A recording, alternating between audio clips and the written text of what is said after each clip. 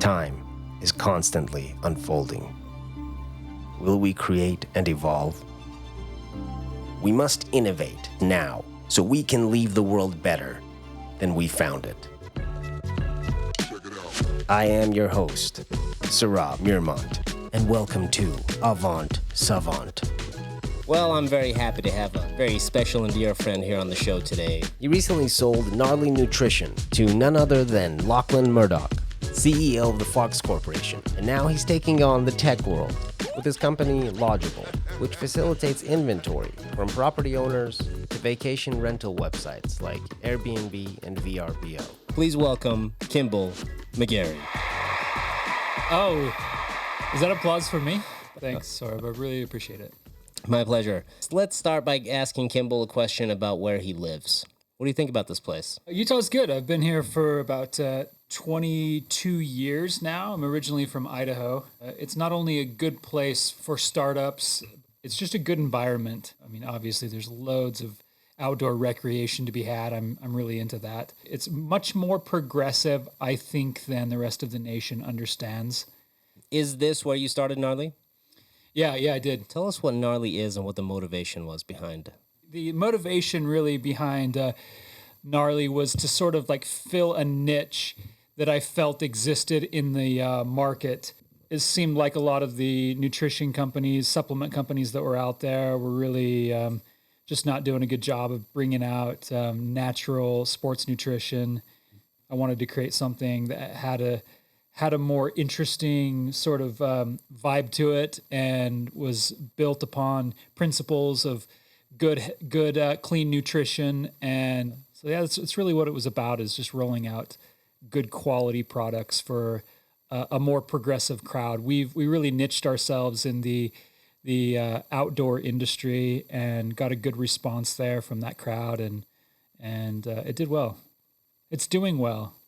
And it will probably continue to grow very nicely in the hands of the current CEO, Eli Kerr, and the purchaser of the company is none other than Lachlan Murdoch, the CEO of FOX Corporation. No small name there. He was apparently kind of a fanboy of our product and was purchasing it from us, and somehow the conversation came up. And he was interested, and we were kind of in a good spot to make an exit, so the stars aligned. Have you always been a health advocate? Yeah, kind of. I was probably 16 years old when my mother introduced us to the ideas of vegetarianism, and we did that. I've sort of been on that path ever since then. I've had moments of relapse.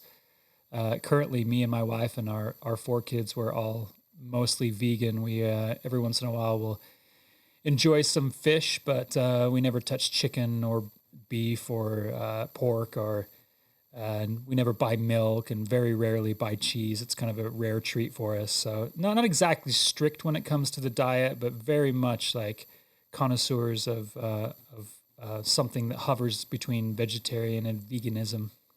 So Gnarly, was that 100% plant-based? Well, I'd say like 80% of the line was plant-based. Obviously, like branched chain amino acids, there's no reason for that to be anything but vegan, and the same with pre-workouts and things like that. So we did release a really nice plant-based protein. It was sourced from peas. Let's say somebody's listening to this and they have an idea for creating a health product or a drink of some sort. What were the steps? What did you do to get your company off the ground? That's the $1 million question, right? My opinion on really the fundamentals to launching a startup have changed a lot over the years. And I've sort of narrowed it down to a couple of really simple principles. And I'd say the first one really is get something to market faster. And it doesn't matter if it's ugly. It doesn't matter if it's simple. It doesn't matter if it's half-baked, because your best research and development happens in a live market rather than, spending too much money on labels and the perfect formula, or if it's in the tech space, having the perfect software. It's really about getting something ugly to market and having it be minimum viable enough that somebody is willing to pay for it and consume it and use it. And then you make your iterations And those iterations, I think, make them quickly, make them inexpensively, and continue to iterate as you are generating revenue. And that's going to help you not only to continue to develop the product, but attract investors all along the way. One of the biggest errors I see young entrepreneurs make is trying to bring a perfect product to market, and they get caught up in those weeds of making it perfect. The problem is your definition of what is perfect and what you think the market might respond to might not go as well as you originally thought. So just get it to market. It doesn't matter how small or ugly or half-baked it is. Just get it to market and iterate as you are creating revenue. Fail a lot, fail fast, so you can learn and get back up. I could have said it in that amount of words.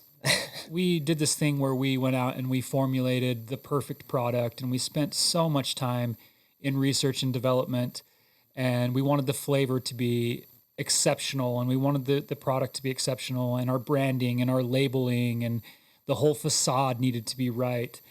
And certainly if you're a large corporation and you're able to carve out $7 million for this line of products, and you're willing to lose the $7 million if it doesn't work out, then by all means, like, knock yourself out, hire the best designers and formulators. But for anybody that is bootstrapping, that's on a very limited budget, that has to be careful with every dollar, again, I just think it's so important to not overthink it and overdo it. But there are ways that you can get good bang for your buck. There's ways that you can make your product look more expensive than it actually is on a dime. And a lot of that has to do with branding and marketing that is relatively inexpensive nowadays. Did you come up with the idea of Gnarly, and then you came up with a contact list of scientists or engineers to basically formulate the thing, or did you formulate it yourself? Yeah, let me give you a little bit of history. So I was actually involved in some real estate plays, which gave me the capital to kind of start something else, and was introduced to a diet fad that I kind of jumped on, and we got in early, and we just lucked out. I mean, there's no other way to explain it. We lucked out in that particular industry, and we did quite well in diet. But the thing that's really spooky about something like the diet industry is that you get this sense that your product is a fad and is going to die soon. And so if you're on your toes, I think you want to diversify as soon as possible, and not assume that your diet fad is going to continue, because they just never do. So I wanted to do something that was a little more stable, and it seemed to me that doing something in sports nutrition and creating a brand that could at least be a household name in some niches could have a little more staying power than a diet product does. So I started to take some capital and diversify. And by no means did I have a lot of capital to use for research and development. But anyway, came up with this concept. I wanted to have something that was kind of cool and sexy and interesting. And so the branding for Gnarly was pretty easy to come by. It's a bit dorky in some ways, but we sort of took that idea and spun it that, being gnarly is being your best and putting your best foot forward. And I think people kind of dug that concept and they were able to latch onto it and run with it. So, I mean, initially it was creating a couple of formulas. Again, we started with whey and pre-workout. Those were kind of low-hanging fruit for us from a research and development standpoint. We got some formulas to market, and I think the response was good, and people said, we like this and we want more of this. And it was right at that point where sports nutrition products were kind of seen in a different light. Like, why do they have to be riddled with aspartame and unnatural colors and flavors and sweeteners? Why can't we have a decent sports nutrition product? And we introduced the idea to Whole Foods. And in the Rocky Mountain region, the purchaser said, yes, this is a big hole that we have in our shelf. We don't have anything that's cool. We've got these, like, whatever these mixes are that we've got on the shelf. They're very organic and very hippie-ish. And we want something that's a little more progressive and sporty. So Whole Foods felt like this was a good niche. And so we put it out there, and we started to attract a new type of athlete that formerly really didn't pay for supplements. And it was like the climbers and the trail runners and the hikers and that whole crowd. They were kind of like, this is a cool product. And we do see a difference when we train with sports nutrition and supplements. And so we just kind of attached ourselves there. So what is your morning routine? What's your health rituals like? I usually sleep until noon, and then I wake up and have a couple beers and stumble to the refrigerator. I've got a decent supply of licorice, and if I'm on my game, I do a decent amount of trail running and biking. I've really fallen in love with biking. Not your average biking. Oddly enough, I've kind of fallen in love with fat biking, if you know what that is. You do it in the snow, you do it in the mud, and it's a kind of a cool thing. But I've also recently picked up a pack bike with the ambition of doing multiple 100-mile trips. But anyway, average morning for me ideally would involve a bit of yoga, bit of meditation, and if I can get a run in. I'm fortunate enough to live pretty close to some trails, and so I'll try to get in, even if it's like 30, 45 minute little trail run. That'd be the ideal thing. Gnarly did pretty well for you. So how did the sale happen? Lachlan Murdoch was using our product. He was a self-proclaimed fanboy of our product, and he got into a conversation, I believe, with our we have a PhD on staff that does our formulation. And she got into a conversation about a formula. I stands in my memory that he was asking if a certain product was okay for his kids to use, and so she was going into that. And in the meantime, he's like, "So what's up with your company?" And at some point, I think the conversation came up that we had received some acquisition offers that didn't work out, and I think his sentiment was, "Hey, I'd like to throw my hat in the ring for something like that." So. The CEO, Eli Kerr, and Shannon O'Grady flew out and met with Lachlan, and apparently they hit it off, and he was quite serious about the acquisition, and so we went through a couple rounds of due diligence, and it was a good fit, and he decided to pull the trigger, and I'm hoping that they're able to really get the brand to do more. I mean, obviously he has unlimited resources. If he wanted to have Wolverine using a gnarly drink in one of his films, I mean, the guy is literally the president of Fox Corporation. I mean, he could do anything he wants with it.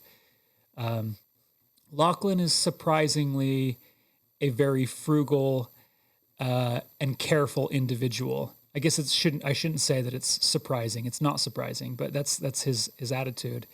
Is that he's extremely careful and very frugal and extremely thrifty for somebody that I think he used to buy our products on a coupon code, if I'm not mistaken. And for someone like Lachlan Murdoch, who's obviously a multi-billionaire and like the heir to a massive corporation, it's a little surprising that he's as thrifty as he is. But to his credit, that's probably the reason why his family legacy is what it is, because they've always been thrifty and mindful of every nickel.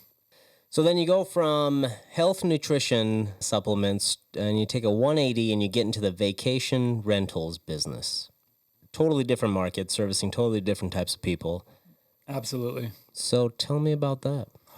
Yeah, so I kind of stumbled upon it in some ways. I don't know if any of your listeners remember back when this is actually pre-Airbnb.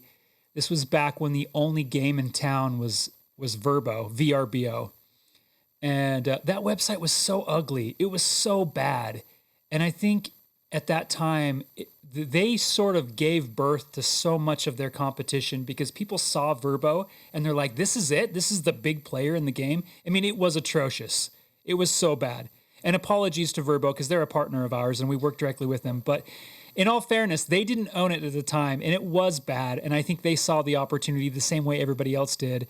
And they basically said, this is it. This is the big booking site. And shortly after, in fact, the same year that we launched, Airbnb launched their product. And simultaneously, HomeAway purchased Vrbo, which was then swallowed up by the Expedia group. And I think everybody was kind of thinking the same thing at the same time. The vacation rental industry is ripe and it's about to explode. And so that was my idea at the time. And so we actually created a booking site that would have been competitive with Vrbo or Airbnb. And we were, of course, grossly underfunded. And Airbnb picked up some funding really early on. They put out a very clever video, and it just took. So originally, our product was called Vacation Fish, and it was a booking site. And so the idea was to really attract property managers and homeowners to list on our site. And we sort of did a pivot about 2 years after we'd been running that thing, and decided to get into software. And so we switched from the name Vacation Fish to Lodgeable and focused on software and distribution. So then Airbnb wasn't really a competitor anymore. Rather, they were a partner, and we were distributing inventory to Airbnb and to Vrbo and HomeAway. And so we've kind of been chasing that animal now for at least 11, 12 years or so. If you can't beat them, join them. That's right. That's the motto. That's incredible. And we couldn't beat them, and so we kind of, in some ways, did join them. Is your plan when you start companies to always have an exit? Oh, sure, yeah. I mean, there's always that big, hairy, audacious goal where it's like, I'm going to build this, and Priceline Group's going to buy me out for $3 billion, and it's going to be amazing. And then 10 years later, you're still scratching your butt, going like, what the hell is going on? Why can't I get this thing off the ground? Why is this thing not taking off? I was recently reading this little memoir on Ryan Smith, the founder and CEO of Omniture. If you don't know, he sold his company several years ago for, I don't know, it was somewhere between like $6 and $8 billion. It was one of the largest, if not the largest, acquisition in the software space in human history. It was phenomenal. And but he talked about how for the first 10 years, he was still working out of his basement and he was a nobody and he couldn't get investors to pull the trigger. And then after that period of time, after 10 years, there were these 2 years of just explosive growth. And I kind of feel like in some ways that's really where we're at with Lodgeable. We've put in a decade worth of grinding on this thing, and we're really well positioned at this point. We're a direct distributor to Airbnb and Vrbo and HomeAway and all of the major booking sites. And we're just starting to really like pick up momentum. We're bringing on 200 properties a week into the platform. And like, we're now seeing some explosive growth, but it's so different than the former ventures that I've been involved with, because with those, you always have these little spurts of growth. You release a product and people respond and they sell. Whereas this is so different, and software is completely different than hard goods. And I think people don't really understand that. They just see that Instagram was purchased for multiple $1 billion when they only had 13 employees and their overhead was next to nothing. And there's this idea that if I can get into software, I can build these companies so inexpensively and I can sell it for hundreds of millions of dollars. And that's great. I mean, that's possible, and it's still happening today, but you have to think about the sheer number of people that are thinking the same thing you are, that are launching software plays, that are trying to cash in on that dream as well. And while it's totally possible, the amount of competition that you now find in the software space is it's almost insurmountable. But there's that dream that exists. It's a little bit like the guy that wins the lottery. He picks up whatever, $50 million, and everybody else thinks that they're going to be able to scratch a ticket or do a Powerball and pick up the same thing. But that is actually, it's an anomaly. And admittedly, I'm a big sucker for that. I mean, I don't play the lotto. I don't gamble in any way, aside from being a serial entrepreneur, which is probably the epitome of gambling. But I feel the same way. I look at examples of people that are able to sell their companies, and I just fall for that stuff. I'm a sucker for a good story, for a good fairy tale, for a good idea. And it's in some ways it's my downfall. And I think every real entrepreneur suffers from the same thing. They're able to believe. They have faith in things that other people that sort of climb the corporate ladder don't have that same level of like faith and belief. Now that's been sort of like reined in over the years as I've chased multiple concepts and projects. I've gotten to the point where I'm less excited about a new idea that comes across the desk. I'm like, great, I don't care anymore. I'm tired. I'm so tired. And I think that's kind of a good place to be, is like, going into what may be a seasoned entrepreneur, not jumping at every little thing that comes across your desk. But I always think about those young entrepreneurs. They're fresh out of college, or maybe they skipped college because they're so hot that they can't even like contain themselves. Like, it happens all the time. And I think about those guys almost on a daily basis. Like, what are you guys doing? What do you think is going to work? And honestly, if I could like take them all and put them in front of me and give them one bit of advice, it would be, get your product to market. Don't overthink it. Do your research and development at a live level, and don't overdo it. Just keep it simple. Keep it fast. And the other thing is, why not have multiple irons in the fire? Why not have like 12 ideas going? See which one takes off. Because if you put all your eggs in one basket and it's a bad basket or a bad egg or whatever, you could spend a lot of time wishing that you'd done something else. And no matter how far you get, you're always going to wonder, am I in the wrong basket, or are these the wrong eggs? And that part doesn't change, I think. That's fantastic. Get your product to market fast. Do your R&D live. Don't do it behind closed doors. Do it live. Yep. Learn while you're in market. Yeah, get your ass kicked in front of everybody. That's really good. So you're in the vacation rental space right now. First of all, during Corona, has that affected your market, your business at all? What are you seeing? Well, I'll say the entire travel industry was affected by Corona, obviously. Flights, rental cars, hotel and resort, vacation rentals. I mean, the entire vacation rental industry took a huge hit when the quarantining started to happen and mandates were put out. Thankfully, our industry rebounded pretty quickly.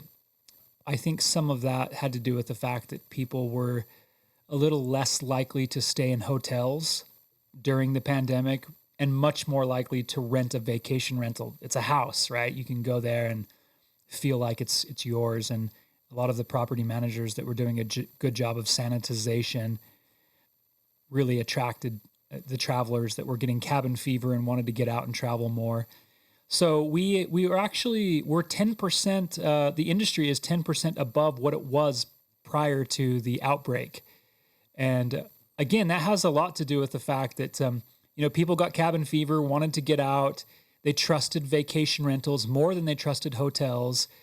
And hotels are boring, let's face it. I mean, when you walk in and you see HBO, coffee maker, and a queen bed, you're already bored, right? But you check into a vacation rental, multiple rooms, you got a kitchen, you got multiple bathrooms, there's a hot tub in the back. It's like, it feels good. And we've seen the hotel and resort industry slowly dying to vacation rentals for the last decade, which is why Priceline Group and Expedia has invested so heavily in vacation rentals. So, I mean, yeah, we were affected by the virus, and we went through a good 3-4 months where we literally had no revenue. As a company, we were holding on by a thread. We were pulling paycheck protection money from, the feds where we could, and we hung on, and luckily we've seen a nice rebound. We have high hopes for the spring and, spring breakers and that whole crowd, but it's been a ride. And we've just been like holding on for dear life in a lot of ways. Before we started recording, you talked about the beginning of the end of mankind. Tell me, what do you think about humanity, about civilization? Where are we going right now? Whew. That's the heavy hitter, right? I think that there's this really interesting phenomenon that's taking place where we're somewhat sandwiched between our reliance on social media and our reliance on systems to provide for us. One of the observations that I've made is that, and I talked to you about the beginning of the end, and what I mean by that is really, we're looking at a generation, and I'm not talking necessarily about you and I. I'm personally like, I'm in my 40s now. I'm kind of like, oh, he's the generation that's dying, so take him as a grain of salt. He's 2 cents worth kind of guy. But there's a younger generation that's coming up, and it's much more critical because really, like, the reins, so to speak, have been handed to this younger generation, and they have this massive responsibility to do something new and different and innovative. And I'm a little concerned in some ways, but I'm also excited. So these are the areas where I'm concerned. I feel like we're looking at a generation that's a little bit disconnected with themselves. And I'm a child of the 80s, where we were the last of the generation that saw almost no technology. I mean, we were like, tape cassettes were new to us, right? Like, it was just at the dawn of the age where CDs weren't even a thing in the 80s, and in the 90s, like, they weren't a thing. And we saw the death of some of the older formats like record and 8-track, and tapes were like a really cool thing, but nothing really advanced had happened yet. And in the late 90s, we started to see this explosion of technology really starting to come about. And it's been such a fun ride to see us being able to get data into a smaller and smaller and smaller unit. And that's been like, it's been so cool from like an artist perspective or from a technologist perspective. It's been fun to watch that. But recently I've been feeling a little bit of concern for this new generation that's a little bit disconnected from my generation that was sort of like raised on solidarity, was raised on a dream, was raised on like self-validation rather than social validation. I didn't have social validation as a little kid. I didn't have a social validation as a teenager, which is probably why it was so difficult to be a teen for me, because I never had that validation. But innovation grew because of that as a child and as a teenager, because I didn't have anybody to tell me that my bad ideas were good ideas, even though they were just bad ideas. I wasn't able to post up something that sucks and have people say, that's great, which is there's a falseness to that. I had to like win by the actual value of what I was creating. And so in some ways I'm looking at a new generation, and I'm wondering, like, are we going to lose a little bit of the self character and the self validation that you and I remember as children? And I'll give you an example of that. I was recently looking at this post that an athlete put up that was clearly like a really false notion and was really silly and really stupid. I won't go into who it was and what it was, but she was able to muster up enough validation for her concept that it probably made her feel like it was good and it should be pursued, even though it was, like, to me anyway, obviously ridiculous. And nowadays you can put out anything that's ridiculous or useless and have some kind of validation returned to you, which may lead you down some false paths. Or like, there's this idea that's been out there probably for ages, which is like, follow your heart. And sometimes that's not good advice. Sometimes the best advice is like, follow what's real, follow what has value, follow what's good. Solidarity is the place where individuality is nurtured. And there's a lot of artists that have been around for a long time that will tell you that's the truth, that when they wrote their most powerful piece, they wrote it in the depths of depression and a feeling of being isolated and being alone. And there's value in that. There's value in being alone. There's value in having your thoughts be your own. There's value in rejection. There's value in those things. And I want to be an advocate for this younger generation to be able to pull away from all of the false validation and be able to get out into the wilderness and learn who you are and find out who you are, because that's where individuals grow. I see an abundance of people that produce the same types of music and the same types of thoughts and the same types of products, and they're very homogenized in a way. And in some ways, as a parent, we overdo that. We say everything that you create with a crayon or with paint looks amazing because I want you to feel confidence. But really, what I really want to lead them to is a place where they feel comfortable with what they've created. When they do that painting, it doesn't matter what I say. It doesn't matter what anybody else on Facebook says about that painting. How does it make you feel? And where does it take you? Where does that painting take you? Where does that writing that you came up with, where does it take you, not anybody else? And here we are sitting on this podcast where we're like conveying to an audience and trying to convey ideas and trying to give something. But none of it really matters compared to how individuals feel about themselves, how they feel about what they're doing is of worth. Because again, solidarity is the place where individuality is developed and nurtured. And that's a hard thing to do. I mean, the very best I can do for myself or maybe for my children is like get out on more hikes, like get away from everything, like come out into nature, which is a fantastic medium for people to begin to learn who they are and what their value is. What do they call that when you drop a hint at something? Okay. It's a plug. Yes. Like that's a plug. That's a little plug here, for individuals to begin to think about the power of solidarity. Think about what that means. And it doesn't necessarily have to be being out in the desert or like isolating yourselves like a hermit. It could be those precious moments in the morning when you wake up and you get a chance to meditate or do yoga, or those moments where you want to turn to social media and post something about yourself. Don't do it. Don't post something about yourself. Ask inwardly, how do you feel about it? And when it returns, it'll be so much more valuable. Because guess what? Every one of your friends, family, and fools are going to say, we love it. It's great. They're going to give you applause no matter what. But there's a reality check where maybe it's not the right thing.